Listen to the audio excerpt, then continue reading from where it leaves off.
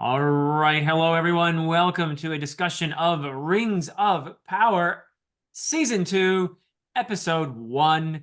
We're back. Yes, we're back. We did not have enough punishment last year doing covering the first season. But yeah, if you want to watch our videos of that, they're out there. Rings of Power, we did cover the first season with discussions alternating between this channel and the channel of my nemesis over here, a critical dragon, otherwise known as AP Canavan, otherwise known as Professor Fireballs. So, AP, how are you? It's nice to see you.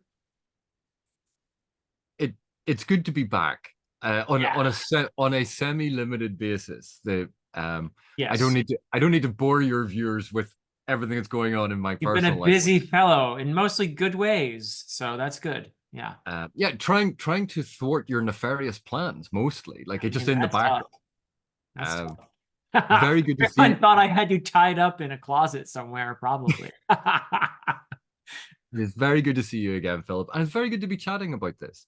I Yes. know that there there aren't many sort of TV shows or even films that we discuss.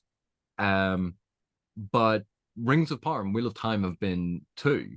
Yeah. And The part of the most reason, popular ones on the internet. well, part of the reason, and it's stuff that we've talked about before, there are different ways of thinking about stuff because we Yeah. have our personal approach. This is what we wanted from maybe a pre-knowledge of some of the source material.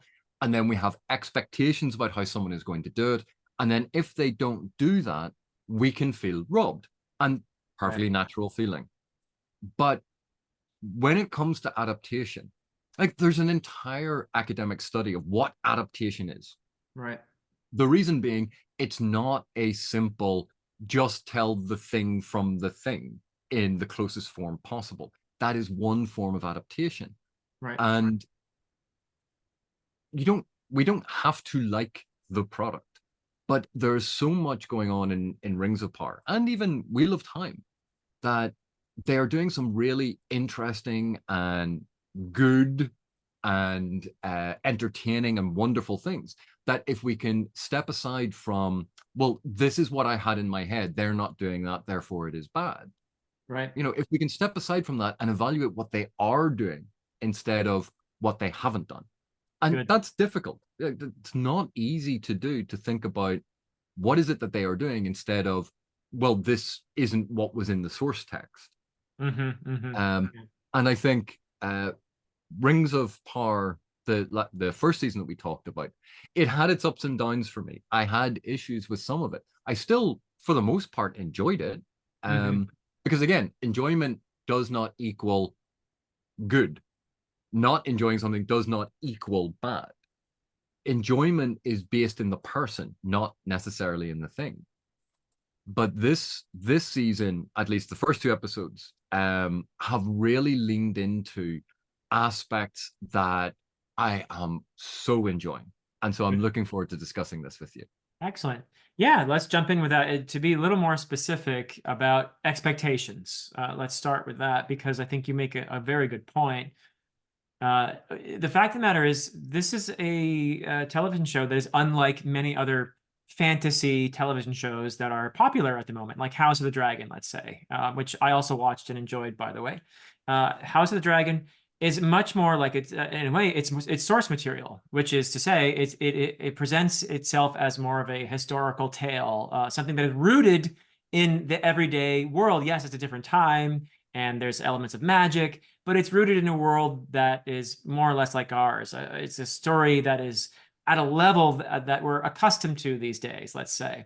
Whereas I think we both agree, we were talking about this a little bit earlier, Rings of Power is trying to function on a much more mythological level of storytelling. And this is, I think, perhaps a tripping point for some viewers, at least, that if you come into it expecting something like House of the Dragon, you're probably going to be befuddled or disappointed by what you're seeing because the logic of mythological storytelling is not the same as the logic of, let's say, a more historically oriented fantasy like House of the Dragon. I'll give a quick example, then I want to hear your thoughts on this. So, for example, in the first episode, which we're focusing on here, there's a moment where spoilers, guys. Oh, We're hang talking on. Yeah, about yeah, spoiler alert. We're actually going to yeah. discuss the. We're actually discussing the show now. Uh, the in the first episode, there's a moment where Círdan has the shipwright. Who, by the way, I didn't like the beard, so I'm glad he lost it in the second episode. But whatever. Um, we, I'm not that picky, but I just thought I'd throw that out there. When, He's when you say when you say Círdan, do you mean Elvish Jesus? yeah, yes, exactly. Yeah, he looks a little like you, actually, AP. I don't have leaf-shaped ears. You need the ears and you didn't grow your hair out. And I think you could play the part, No, actually. hang on a sec. Tolkien described elves as having leaf-shaped ears, not necessarily the pointy Pointy. ears that Yeah. we get from a lot of English folktale Yeah. about the fairy. But even Interesting. then, like the idea of pointed ears, the popularity of that sort of view had to do. If we go back to, I have a tendency to always rely on Dungeons and Dragons for this, but Uh-huh. a lot of the interpretations that went with the original D&D game had them with pointed ears. Uh-huh. And it became a very popular vision of it. So then when that was popularized by Jackson's Lord of the Rings adaptation, Oh, it's where yeah. they all had that, that's, oh, well, that's what elves look like. And you're like, really? Give me a photograph of an elf. Well, by leaf shape, I hope you didn't mean like maple leaves or something, because that would be weird. But Yeah. anyway, the moment I was trying to get to is Círdan has the rings. He's gotten them. He's told Elrond he's going to destroy them. He's going to throw them, not destroy them, but throw them down this abyss, this deep place in the waters. And he's about to do it, but suddenly there's this rumble and the boat rocks and it's this kind of it's a mythological moment. He's being a message from beyond is basically coming through to him. Where does it come from? We don't know. There's wonder and there's mystery to this moment. And that's an example where I feel that the show is functioning on a very mythological level. You may be, if you're watching it on the level of, say, House of the Dragon, you're gonna be like, what the heck was that? There's no explanation. There's no what was that? That doesn't make any sense. There's no plot logic here. Where did that come from? I think you could be upset at that moment unless you're realizing, oh, this is something that's happening on a much more mythological level. This is a message from beyond, from some greater source, some greater power that is telling Círdan, no, don't do this. That alters the fate of the world because that he's got the rings in this little bag hovering over the water. Do you agree that's kind of an example of what we're trying to And get at? and particularly just before that moment in the episode, they actually mentioned Manwë. Uh-huh. And Yes. and so when he goes out there, and if you recall, like in the Lord of the Rings, when they talk about what should we do with the rings, that we could cast them into the deeps and all of this sort of stuff, Right. that this is the same idea. So it's using connecting those things from the Lord of the because remember, this is not an adaptation of the Silmarillion. And I Right. think this is where people go wrong. They go, they're misadapting Tolkien's work. They're not adapting the Silmarillion. They're Right. bridging that sort of gap between the Lord of the Rings using the appendices, that True. version of a lot of the hints about the stories and the things that happen. But a quick point there, sorry to interrupt you, but a quick point. They're not adapting Silmarillion, but they are adapting the tone of the Silmarillion, which Yes. is mythical, right? Yeah. And that's what I was sort of going to get to, which is Yeah. this is happening before the third age. Right. This is happening before the age of men and reality. This is almost like that mythic prehistory.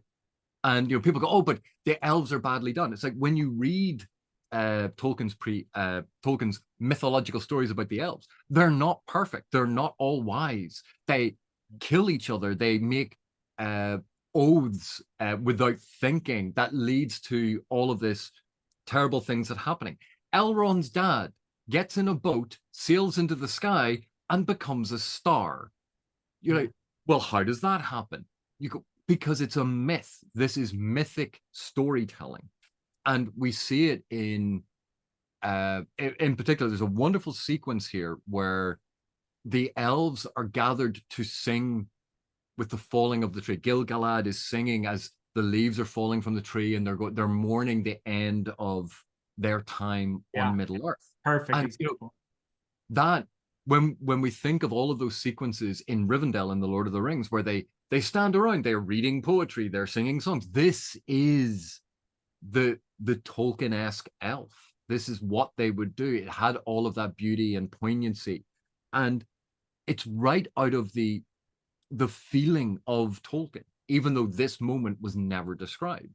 So they're evoking that, and the symbolic resonances that run through things, the thematic links and symbolic links in mythology. That's where a lot of the narrative logic comes from, Right. theme and symbolism. And I am so glad, for me personally, now other people can disagree, which is absolutely fine, but for me personally, leaning into the mythological aspects, these symbolic and these grand gestures, that that is something I didn't realize how much I wanted them to do. And one of my criticisms of season one was they seemed to be doing a kind of halfway house of trying to make some of it mythological and then other bits more realistic, in that historical fiction with fantastical elements, which Hmm. George R. R. Martin has heavily Right. popularized. Right. And it's a great form of fantasy. Don't get me wrong. I love fantasy writing, but Martin's approach is more historical fiction with fantastical elements. It's writing the history. With Tolkien, we had all of those mythological resonances where he is evoking the sagas, the Norse sagas and Icelandic sagas, the Norse mythology, elements of Celtic mythology, Mhm. these things that are bigger and grander and epic in nature. Yeah. And they don't always follow that real world logic. It's an articulation of this. And I think they are trying to walk that line, making the mythological in a way understandable to an audience that favors that more historical approach. Yeah. And And there, that's a difficult balancing act. it is indeed. But I think that where they're really helping themselves is in the visual aspects of this, the cinematography, and Mhm. also the music, the soundtrack. Gorgeous stuff. Yeah. Howard Shore is contributed at least some of that music, I believe. He's the composer for the Lord of the Rings films. I think the introductory music, at least, is Howard Shore. But at any rate, I think that they're visually it's stunning, and that is also very much leaning into the mythological mode of storytelling, and it's working for me in that regard. And also the music is just gorgeous. I have nothing but praise for the music that I've been hearing so far as well. And those two things, those two elements, are really helping them to tell this story on a mythological level. It looks like you just figured out who's doing the music. Well, yeah, it's in my head. I was going, it's not Hard Shore. It's someone called Bear or something, and I just had to look it up. It's Bear McCreary did a Okay, lot of the music. lovely, lovely stuff. Yeah. Um, but I wanted to double check that because I was going, I don't think it's Hard Shore for the majority of it. I think it's someone No, I else. think, but I do believe the introductory music or something is Howard Shore. But anyway, they are speaking of Howard Shore, they're also plucking things from the Peter Jackson films in a way that I feel is helpful for just connecting this to saying this is part of the greater Middle Earth, let's say, universe in a Yeah, sense. and but in that it's its own thing, but it's trying to establish those links, Yeah. and but not be this is the same as. It's not a prequel to No. it. It's the mythology that leads to that. And again, it's that balance between it being before the other story and we know where it's going. So it has to tie in terms of, so you could almost say, and I hate phrasing, narrative content. Uh, Hmm. oh, I feel ill having said that. But the narrative content has to tie in. But in terms of the style and tone in which it is being told, Right. that is radically different. Agreed. And that it's something that I really do genuinely enjoy about it. Yeah, yeah. Good. Well, shall we talk about the prologue then? Let's talk about the various threads of this episode, beginning with a squishy version of Well, Sauron, I it's like guess. because because we're talking about the prologue, we're actually talking about one of the two elements of this particular episode that I didn't enjoy as much. Uh-huh. Okay, well, that's fair. I mean, we're going to call it like we see it here anyway. But they chose, for better or worse, to give us a glimpse of Sauron before he met Galadriel, leading up to the moment, in fact, where they meet on that raft. And he has seen an opportunity in her. And of course, we're looking back on this now with hindsight.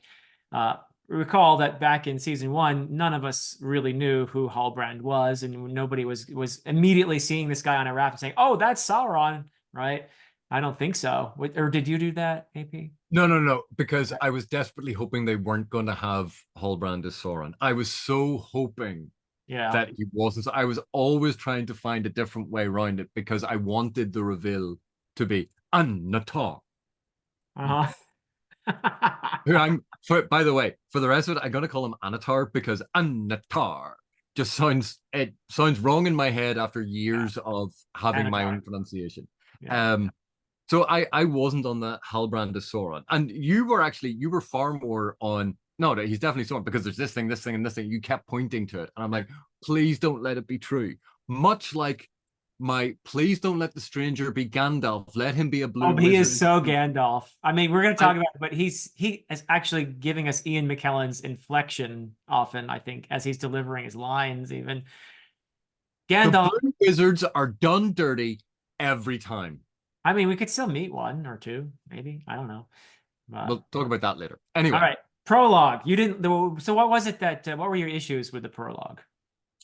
one of the things I loved um, about the story of Sauron in the Silmarillion, Sauron was this almost Milton-esque Lucifer figure, beautiful, prideful. His desire and his design was he wanted to bring order and structure, and he was so prideful that he thought he was the only one who could do it, and he was the only one who should do it. And yet, in that the very opening prologue where we see with Adar and the orcs, he's a bit of a gobshite, and he's just sort of mean and nasty and evil and almost cackling, mustache twirling. And I get it; they're trying to go, yeah, Sauron's evil, but for me, it was too obviously Sauron seduces, Sauron deceives. So, whereas what he was doing with the orc, like, you're just going to follow me because you have no choice. You're like, no, he's. I always imagined him seducing the orcs, and they believed in him. Whereas this was straight up, no, I'm just going to control you, and you have to do what I say because you have no choice. And I thought that was far too blunt for Hmm. Sauron. Yeah. But It then was, it yeah. It was a very uh, tense meeting. He should have brought sandwiches or something to break the ice. I don't know. done one of those 5 minute ice breaking exercises. Yeah. Gone around the room, All listen to right, certain everybody, people's we're issues. gonna get in a big circle and hold hands, and I want you to think of It's like, tell me your problems, right? I hear you, I see you. Um, we're going to work through this together. We're going to workshop some ideas, and we're going to be moving forward together. and build a new world order. But one thing I did like was the switch and the turn and the tone into that very Shakespearean Hmm. Adar killing him with the The crown. crown. And no, Yeah, again, you might say that it was a little bit blunt, that it was a little bit well, obviously the crown wasn't blunt, it was quite sharp. it was But sharp enough. uh, it was a little bit lacking in nuance. But the symbolism of that, the symbol of power and authority being the thing that kills you or the thing that leads to your demise, going into that very dramatic form, and that's when they had him killed with the crown. I'm going, oh, are they going to lean into much more of the symbolism for this stuff? Because again, that's what we just were discussing about mythic storytelling, the importance of symbols Yeah, in yeah, mythic storytelling. yeah, very much so. And I have to think that Sauron, the whole time he was rolling around as that mushy, oozy thing, that he had to have been thinking, next time I'm gonna go with the plush crown.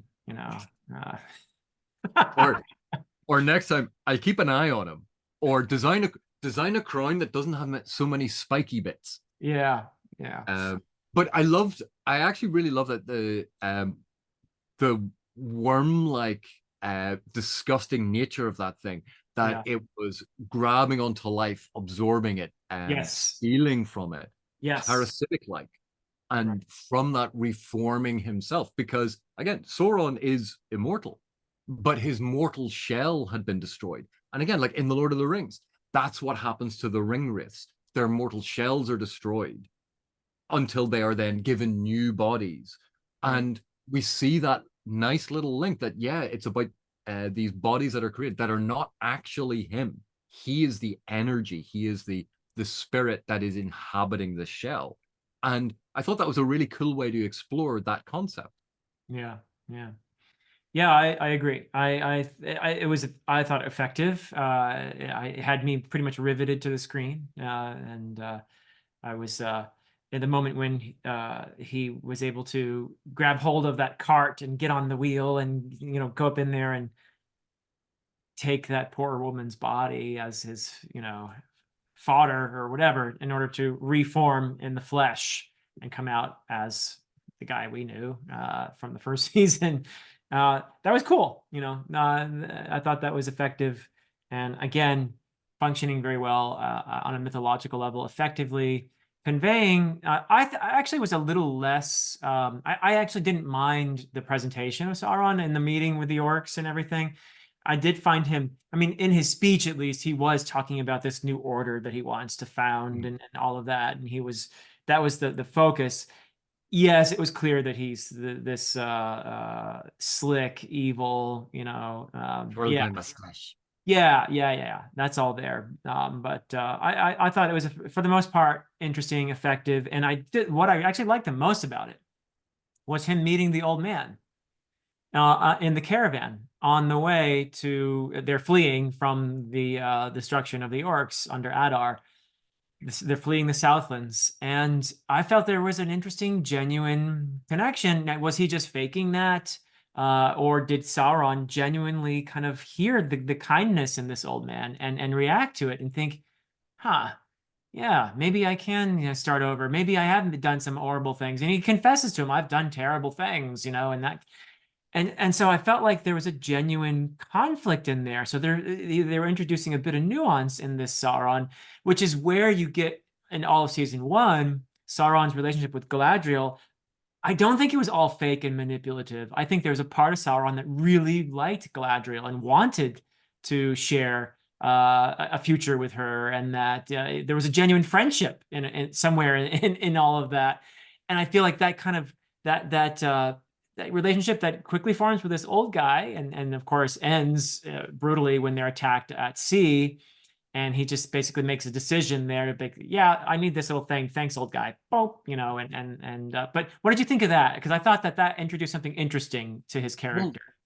that's from Tolkien as well, because Mm. in the various arcs of Sauron's life, Tolkien played around with the idea of Yeah, Sauron being partially redeemed or and then falling to darkness again. Like right. Tolkien had that in his notes, in his Again, writing. like Milton Satan, right? There are moments when Satan weeps, for what he does to his followers and what he's going to do to Adam and Eve. And he's not just this ha ha ha, I'm evil. So, but there's And a part of him that is very empathetic, even. and I think that adds a depth and complexity to Sauron, which if you're only familiar with the Lord of the Rings, you wouldn't necessarily be Oh aware of, yeah, because Sauron is, well, he's just evil. And there is no he's this omnipresent evil hanging around in the background, right. wanting some eye drops or something to get rid of his pink eye. Itchy. Um,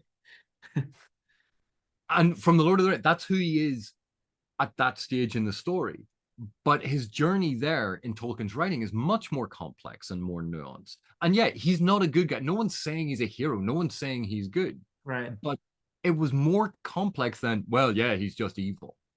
And dropping elements of that in, I actually think is a really nice nod to what was in Tolkien's works, and go, yeah, we know that this stuff was there. We want to try and evoke it, and we want to show readers this so that or viewers this, so they can go off and read what Tolkien actually wrote and developed, and the Yeah. whole grandeur and complexity of the legendarium. Yeah. And one of the great things about that sequence, because the guy basically says to him, you have to choose every day. Yeah. And you can see, like, mulling over it, choosing to do it every day, it's difficult, it's hard. And in that moment he goes, it's too hard. I'm just going to do what I want. Yeah. um because, and that's part of the seduction of evil. It's sometimes it's the easier path, Hmm. that sometimes choosing to do the right thing is the difficult path. And we see Sauron fail at the very first hurdle because he doesn't have that strength of character. And it's something that is mirrored in the opposite direction we see with Elrond and Galadriel, their Yes. storylines, which we can come back to. Good But segue, actually. That's a great segue. but just before we get there, the Yeah. cinematic sequence of Sauron, Halbrand, under the water with the giant monster, again, evocative of something that happened in season one. But Yeah. we've moved from there are a lot of elemental shots in this that are very, very epic. The shots of the fire and the flame in Mordor, the shots of the ice covering everything, the shots of the darkness underwater, even in with the healing of the tree in Linden, the shot of light and the warm glow, all of these different shots focusing on different elemental powers Yeah. that make up the world. And it's one of the things I liked about the focus on that, the very clear color direction of the cinematography and shot composition, but also the movement into these little tiny Hellbrand, giant monster. Like, Mm. this is Jonah and the Whale, or your favorite Beowulf fighting off the sea serpents. I didn't mention, oops. I didn't do that on purpose either. Yeah. Yes, Beowulf needs fireworks. So, But it was evocative of all of those things. Like, yeah. the Beowulf fighting off the sea serpents. Like, people want to see that. They want to imagine, and that's kind of what we see here: the very small human figure against this giant monstrous evil. And then we think of how that symbolically links to the mere mortals of Middle Earth facing off against this immortal evil. That we get this idea of power disparities, of evil consuming and destroying. And it symbolically links all the way through. And I thought that was actually quite wonderful. Yeah. Agreed. So you ruined your own segue, but now we can go back to Elrond and Galadriel. Let's. I think this is a thread that you actually enjoyed a fair amount. Am I Yes. right in that? Yeah. I Good. What'd you love? um in season one, we saw Galadriel be prideful, be arrogant. She was powerful. She was self-righteous. And we think of how she ends up. She's wise and thoughtful and tests herself. Why would someone end up that way? And usually it's because they have learned a very bitter and painful lesson. Mm, Wisdom through making mistakes and learning from them.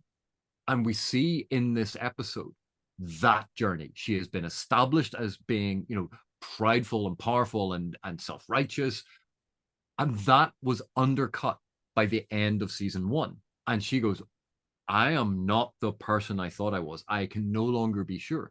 This is the beginning of her path to wisdom. This is the beginning of her path to who she becomes. And I thought that was so wonderfully done because, again, we have this conflict between Elrond and Galadriel. What does Elrond basically advise in the Council of Elrond in the Lord of the Rings? We should destroy the rings. We should destroy the One Ring. What's going on here? These things are incredibly powerful. yeah. We don't know what they will do. We don't know what effect they will have. They could corrupt us. They could be part of Sauron's design. Do we take that chance? I don't think that we should risk it. We should go back to Valinor. We should go back to where we came from. We should leave Middle Earth.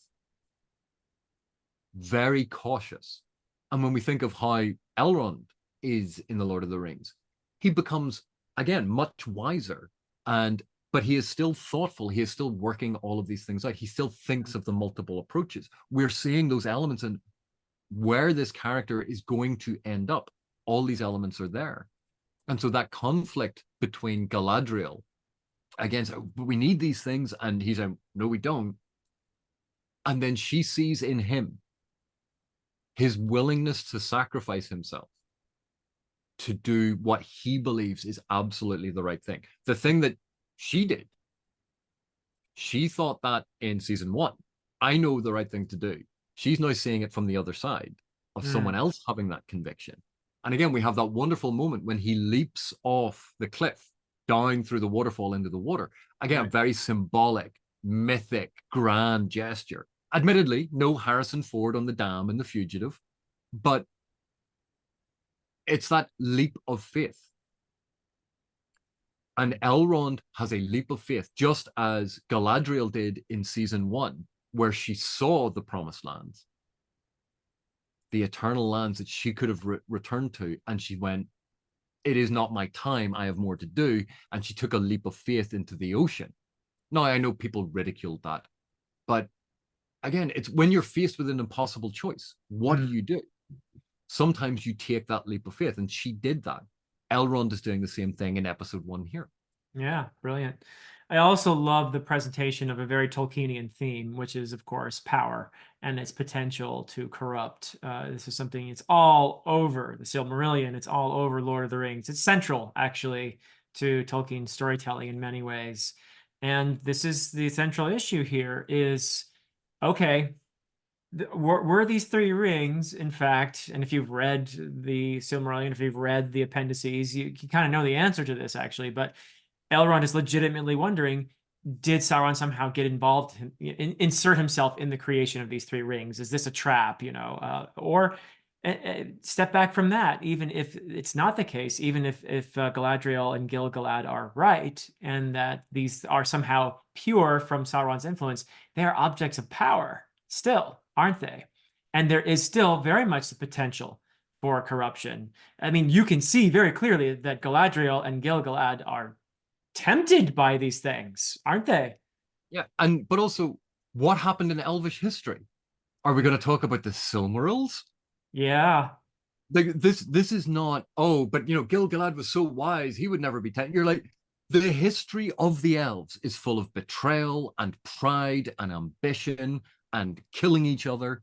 That they are not perfect beings, and when you have such powerful beings being offered more power, this when we think of the Lord of the Rings, that fear of unchecked power, that fear of what power can do to even the best of us, even the ones with the purest of souls or who are good hearted.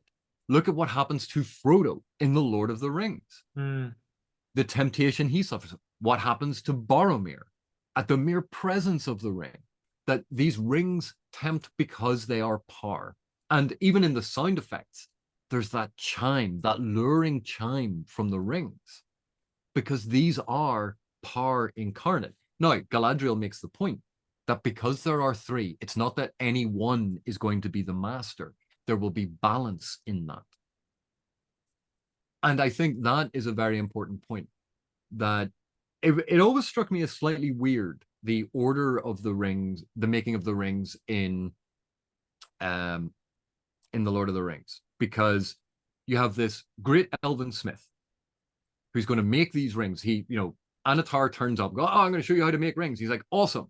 The first rings that we're going to make are for the dwarves, and then we're going to oh, make rings Celebrimbor and yeah, yeah, for the men, yeah. and then oh, you're evil, right? So in secret, I'm going to make some for the elves. You're like, you're an elf. Why weren't you making rings for the elves in the first place? Hmm. And I get that this is not what they depict in Rings of Power, is not how it was done in Tolkien's work. But there's a logic to it, that before they become corrupted, the elves get the rings first before Sauron corrupts the whole process and gets involved in it. And Yeah. that makes sense to me. Might make sense to everyone because they wanted exactly how it was in the books, but this actually makes more sense to me. Hmm. Um, Yeah, fair enough. I love this idea though of power, and it is a central theme of the Silmarillion in many ways, and I think that they're doing a good job of connecting the various threads here. You've Sauron's draw to power is obvious. You have the power dynamic and the danger of power in the Galadriel Elrond thread. You have in Gandalf, I'm calling him Gandalf. He's the stranger still. We don't unconfirmed, but in the stranger thread, he fears his power as well. We'll talk about that when we get to it. But I think we still haven't quite finished with Galadriel and Elrond and And Gilgalad. yeah, But I love that connecting theme here. and again, I think there's a lot about Gilgalad giving orders, Yeah. authority, that you must respect my power. Galadriel being a commander and doing that, and then the weaker of the three, the less powerful of the three, standing up against them. That strength of character, that courage, that inner power, which is something that Tolkien always celebrated. Mm. Again, Sam and Frodo and Merry and Pippin are like the manifestations of that very idea. And here we have Elrond, the politician, the herald, the servant of the crown. And the half elven too, which is something they Half elf. played up in the first season. They haven't mentioned it yet here, but his position standing up against them, you have to consider his status as a half elf really here as well as being part of this. And but standing up against them, having that strength. And again, I see Galadriel's conviction, her pride has taken a knock. It's been eroded, and these are her first steps to learning true wisdom. Because Galadriel in the early parts of the Silmarillion, she was quite wild, Amazonian, Yeah. but she becomes wise. And I think this is what we are seeing. We had to set up who they were. We have to then have them deconstructed to then build to where they are going. Yeah. Otherwise, I think it would have been a wee bit boring just to have them all sitting there going, oh, well, the wise thing to do is this. Oh, yes, I agree because I am wise too. All right, fine. Everything worked out there. But a Right. lot of the stories are about pride and the folly of pride and the Mm, lure of power and ambition. Um, yeah. And there's the relationship between Elrond and Galadriel, which is an interesting part of this thread too, because of course they're very close friends, and that friendship has been strained, it has been tested, and it is currently on hold, let's say. But it's still beneath the tension and the disagreement. It's there, and it is, I think, an explanation in many ways for the actions and the difficulty. I think, by the way, we haven't said this yet either, but I think the actors are doing a really good job hmm, playing their roles here. And I feel that tension in the scenes between Elrond and Galadriel, and her pleading with him, and him reminding her, and consistently reminding her, look, you fell, you were tempted. This guy's gotten himself, he's wheedled his way into you. How do you know that even now what you're thinking is free of his influence, right? I mean, he has a point, really, doesn't he? yeah, and again, that goes to Elrond's side. That goes to Elrond's thoughtfulness. But there's a major point about this that's actually resolved in episode 2 Hmm. about what goes on with that. But again, I see this as the start of Galadriel's redemption Mm, to get to become who we know her as in the later book. And so much of it ties into all of the things that she says when she meets Frodo. right. Um, you know, I'm being tempted by the ring. Here she's tempted by these rings. She chose that. But later on, when she's tempted by them, no, and we say it's this time I will remain Galadriel. She Yeah, won't take that step. So right. how do we get to that? Because it's implied this making this choice this time, she's actually She screwed going up to, before. Yeah. and also here we have the fate of the elves is tied to the rings. What happens when the one ring is destroyed? The elves leave Middle Earth. The fate of their lives is tied to all of these rings Mm, because these rings have now concentrated all of this power and it is almost artificially supporting them. Just as later on, Elrond uses the ring that he gets from Gil-galad to create and maintain Rivendell. yep. Galadriel uses her ring to create and maintain Lothlorien. Lothlorien. Yeah. These artificial islands where the limit of the ring's power is what's holding it together. And then eventually it's no, we should, and you can almost see it as they should have gone back then. They shouldn't have been in Middle Earth. Middle Earth was not for them. Hmm. They came there. They have had their time. They need to leave. And these rings are actually artificially allowing them to stay longer than they should have, Yeah. which it just so wonderfully ties into the Lord of the Rings. Beautifully. Yeah. I also love Círdan there. I think they did a good job. Even though I was fussing about the beard, I thought he was perfect for the role. Great job acting in I, that role. I have to admit, I think, as I said earlier, I thought, oh look, it's Elvish Jesus because he's sort of walking around with that beatific smile and the Yeah. no perfection is only found in Valar. You look And just like him, AP. it's like, how much of the Hobbit's pipe weed was he smoking? Like, I can't wait. Should have If he had him had with a broken, tie dye. Should have had a tie dye T-shirt or something, if he right? had broken into, dude, it's It's like chill out, Elrond, like man. ships, man. They like they like sit on the water. It's like cool.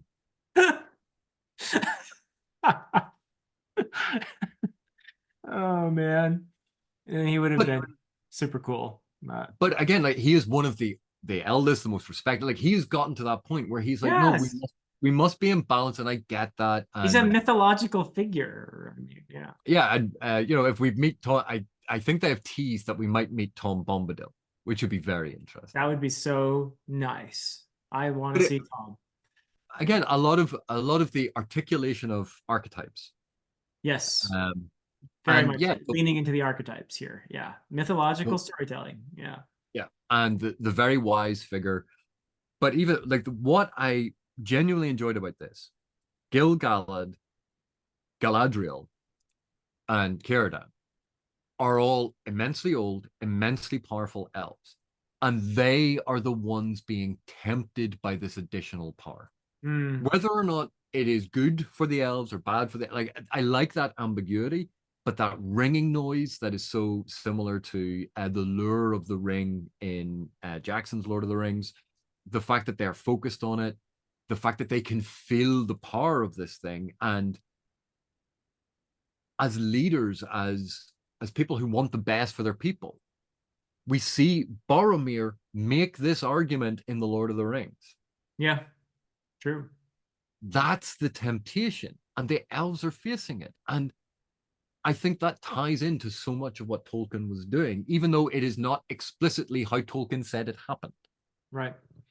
Well, our Um, last thread, unless you have something else on well, this one. very briefly about Halbrand slash Sauron, Uh-huh. when there are 2 points. One, his command of the warg, Yes. but Yeah. it was subjecting and commanding a lesser being to be his servant. Right. He was controlling him. It's not about forming alliances. It's not about treating people as equals. It's not about building friendships or a Right. working group. He dominated the will of the warg. And more than anything else, more than stabbing an orc or anything like that, that shows his position and why his position is so evil. Hmm. Because it's controlling the will and mind of others. It's rejecting their agency. It's seeing them as servants of his will. Right. And we kept I suppose we'll talk about that more in the second episode it comes up. But and the other thing was when he's asked to swear allegiance to Adar, Uh-huh. Yes. and it's the I swear allegiance to the Lord of Mordor. Right. And oh look, oath swearing. That's not important to Tolkien at all.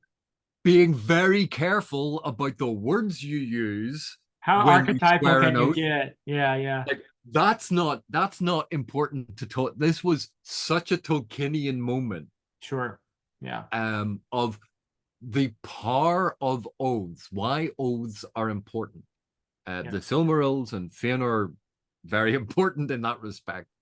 Yeah. But also the promise, like when Galadriel says to Elrond that you made this promise, and it's the enacting of you swore that you would do this. If you break your word, you are an oath breaker, and that has meaning in mythological storytelling. Absolutely. Yeah. And just even the clever wording of it, you go, yeah, but this is exactly what happens in fairy tales. And Exactly. Yeah. um and what happens to the Witch King of Angarak? No man can kill me. Right. The wording is important. Check the fine print. Eowyn the whole time is like, shh. And but also Mary. Mary. Yeah. Mary is no man, strikes Right. him first with the blade of the Westernies. So Right. the Numenorian blade. So like there's a lot of stuff like that in Tolkien. So those kind of moments, Yeah. and it's again Sauron being deceptive, but not in the way that we might initially think. I think that has actually been quite cleverly done in the first two episodes about oh yeah, Sauron is the deceiver, but we see how he deceives, and it's not necessarily the way that I assumed he was going to deceive. Yeah. But the manipulation in order to change the others' perceptions and use them to be the puppeteer, that's his modus operandi. So yeah, that's good. I like it. So, are we ready for the stranger? Because We'll the talk about jury's that, still and then out. we'll talk about the stranger, and then we will end on one thing that I want to talk about, which is the sequence at the end with the elves, because I thought Okay. that was a brilliant note. Okay, cool. Let's do it. So the stranger and Nori joined by Poppy, which I wasn't super convinced by how Poppy just pops in there. Rocks up. Oh, well, you've been going in circles, so it's easy to catch up with you. Or it's like, no, oh, no, okay, that wasn't so good. But I'm glad she's back because I do like the dynamic between her and Nori. And I love the dynamic between Nori and well, the two hobbits and the stranger. I keep wanting to say Gandalf because it's Gandalf, but Yeah. uh And on that note, yeah. let's get this done. I really wanted this to be one of the bluest story. You want That's where my Gandalf to be a heart. blue? No, he's gray. And they're traveling to Rune, where we had the two blue Astari went off, and then one of Tolkien's thoughts was, well, one of them got involved in raising an evil magic cult, and the other one fought against it. It's the storyline of the blues, Right. and I think we're going to get that storyline. It But looks that way. I have a funny feeling it's going to be Gandalf and Saruman. Saruman. Okay. Huh. Huh.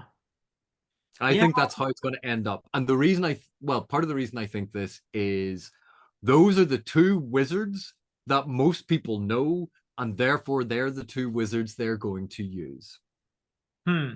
But they're Okay. going to use the story of the blues. Oh. Huh. But then Gandalf would have to know that early on that Saruman is kind of not so cool, not a good guy, right? But again, like they go back home, and it's like, oh yeah, he went did some training, Right. found out about like evil cults bad. Like he went through that whole training, and they sent him back. I mean, he's the most powerful, so we're going to put him in charge of politics again, and then you can go back and you can do those things. I would be more convinced if it were one of the blue Istari over there starting the cult and all of that, and then we have Gandalf coming in to kind of initially maybe learn from him, but then oppose him. And if Saruman comes into it at all, he's got to help Gandalf because he's got Gandalf's trust for basically up until Lord of the Rings, right? So if But Saruman enters into it, he has to be on Gandalf's side. there is a weird thing about the Astari in that Tolkien didn't consider the wizards to be anything other than long-lived men who knew Right. magic Right. until he went, no, actually, they're They're angelic angels. beings who took human form, and They're Maiar. Yeah. it again, Tolkien's vision of them shifted and changed, and because of that, it's not a nice, neat. It's inconsistent. Yeah. Yeah. Mm, Um, and with them going back home and becoming spirits again, and then getting sent back down and being, and even we see with when Gandalf falls as Gandalf the Grey and comes back as Gandalf the White, he's not the same. Right. He's different. There is a change when they are disincorporated and then reincorporated, when they take on a mortal shell. It changes them. And we see that even with Sauron, who he is in the elvish form at the beginning, who Right. he is as Halbrand, who he is as Annatar. Right. Um, each time he's not the same. He takes on different aspects of character Right. because the physicality of the shell must affect them in some way. So it's just there are ways in and out of it. I would have much preferred if it was the two blues, Right. but I think you're absolutely right. Like even the dream where you see the different staffs Staffs. cycling Yeah. through, and one of them looks remarkably similar to the one from the Jackson Lord. Yeah. I, I'm like, I am resigned to the fact that it's Gandalf, and he needs a Gand. Uh, an elf, an elf with a wand? You mean wand elf Gandalf? Oh, is that where Tolkien got the name from? Yes. Doing. Well, actually, Tolkien stole the name from the Edda, but anyway, yeah. Yeah, but that's the Yeah. well, it's a variation of that name, slightly. Alf in is elf, yeah, in Old Yeah. Norse, yeah. Um, but the whole going into Rune, I think they might end up using Saruman, and then Saruman will have to go under some sort of like godlike rehabilitation program, and like Okay. he learned the error of his ways, and he's going to go back down and do good. Okay. Let's see. We'll see what happens. So, all right, But cool. I do like that we get to Rune. I do like the Uh, exploration of this. The fact that they already have the eye as a symbol was interesting. yeah, that is interesting. Whose symbol is that? Because it's not Sauron's yet. Um, but so I'm looking forward to that exploit. Admittedly, I am not as fond of the Hobbit and the Stranger storyline. Uh-huh. It's not as connected to what is going on in the rest. The Right. the elves, the dwarves, It never Sauron, has been. Yeah. Numenor, like those things are all playing into one another. Right. A little side quest off to the middle of nowhere, you're like, hmm. I still feel it's slightly discorporate and disassociated. But I do love it. It will eventually be tied in, I'm sure. But what I do love about it is the explanation, the attempt at an explanation, let's say, behind Gandalf's love for the Shire, for the halflings. That we have an origin story of a sort. If he's Gandalf again, it's lovely. It explains his affection for the hobbits and his knowledge of them and his respect for them because he's had a hobbit kind of essentially get him through all this. You know, hobbits have helped him in a way, and it's almost like he's trying to pay that back later on. You know, but he knows them. He knows their fiber. He knows what they're capable of, and how it's easy to overlook their strength. So I like this. At least I don't know. Maybe I'm just old and soft, but I like it. So Yeah, and like I can see that dynamic, and it's enjoyable, and it's heavily evocative of Gandalf's relationship with Bilbo, Gandalf's yeah, relationship. It's evoking that sense of it, which I think is an element of familiarity that potentially some viewers might respond better to because that's what they're more familiar with, which is absolutely fine. Tolkien's legendarium can be a little dense and convoluted, and mm, people haven't spent time reading all of the extended stuff, right, so they're not expected to know all of those things. right, And again, I think sometimes the show forgets that what it's doing in terms of like Easter eggs, it's those Easter eggs are for the fans of that stuff.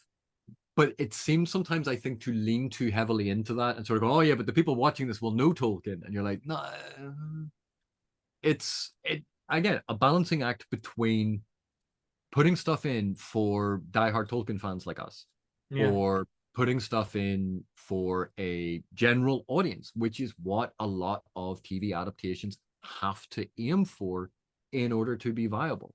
It's a balancing act. I don't think TV writers and producers and showmakers always strike exactly the right balance right, because it's a tightrope. yep, Um, yep, but so there were two scenes in particular that I wanted to talk about. yeah. When after getting the message from Manwë, or it accidentally happening and Círdan being tempted by the part because he shows up wearing one of the rings. He's gone, oh, I already put it on. I already have one. So I have these two others. I know no one said that I could have them, but I just took one. Right. And then the rings basically choosing their wearers. Yeah. That moment I really liked because we see that with the One Ring constantly slipping off Frodo's neck and tempting Boromir. The ring wanting to Yeah. be found, the ring wanting to be worn. This allure of power, and Yeah. it chooses these rings choose their wearers, and then that wonderful moment of when the three of them come together, the healing of the forest. Mm. And it was beautiful, and it does evoke Lothlorien and Rivendell and what the elves do with their rings in the future. So what did you think of that sequence? I also liked it, but I also feel that it's important to read it again on a very mythological level. To me, that scene just screamed, mythology, and in a good way. I love that kind of thing. If you try to dissect it, you'll kill it. If you try to make it make sense in the logic of modern understanding, then yeah, you'll kill the magic. But as a scene of magic and beauty and wonder with the music and the visual effects and everything else, it was very stirring. It hit the right chords for me for sure. So yeah, I liked that scene a lot. Okay. So and one of the things I actually quite liked about that scene, the look on the faces of Gil-galad, Círdan, and Galadriel as they are looking at the rings. Right. They are entranced by the power that the rings have. Now, Exactly. obviously, much later on, they're like, "Oh, this whole thing, I've had this for thousands of years." Like, Yeah. Yeah. it's I just threw it on. By then, they're familiar with it. It's part and parcel of who they are. But this is the first moment they have this, and that that look where they are entranced and they are staring at this power that they now control. I thought that was a really nice little thing to add in because again, it keeps hammering home on this the potential of power to corrupt and how the most learned and the most wise have to learn to temper that. Right. Of course, only Um, one of them ends up keeping the ring for a really, really long time. Two of them end up giving it to someone else, so, or losing it to someone else. Yeah. Yeah. Regifting. Regifting. Yeah. They, Yeah. they they turned up at the party and it was like, oh, I forgot to bring a here, have a ring. Yeah. So was there anything else that you wanted to one other scene, I think, right? Yeah, and much like the very opening scene, it it was the other slightly bum note in this form. No, it is. I think it is redeemed significantly in episode two, but Oh. it's Halbrand turning up at Eregion. Uh-huh. Um, Oh yes. Yeah. and no, again, the Sauron scenes like bookend the episode. I get structurally why they are there, Yeah. but for me, so much of this episode was about the elves that it almost felt like those bookends might have been better off somewhere else. Hmm. Okay. Um, like even in the second episode where we see the ramifications of the eruption at Mount Doom, but like he sort of just rocks up, hi, and you're like, that's your cunning plan. Did you take another blow to the head? And Celebrimbor is kind of like, oh, not him again. No, but Celebrimbor is like, well, basically, I promised Galadriel I wouldn't speak to him again, Right. and it's the whole the that element is what I think is one of the weaker aspects of this episode. That Oh, Galadriel didn't tell Celebrimbor or Elrond that Halbrand was Sauron, but said, "You're not to treat with him." Then they find out right. that like she has to confess this, and it's like, "Well, I'll write him a note. I'll send him an email." And you're like, "Well, did you like? Are you absolutely sure that it is going to? Oh, I'm going to send one guy on his own. Kind of important information." We kind of know how that's going to go. Yeah. Um, and even Halbrand rocking up after, like, he knows that Galadriel knows who he actually is, and you're like, and you think this is a good idea. No, Right. again, I think episode 2 capitalizes on this, but Interesting. just as episode 1 ended, that's where I went, oh, oh, okay.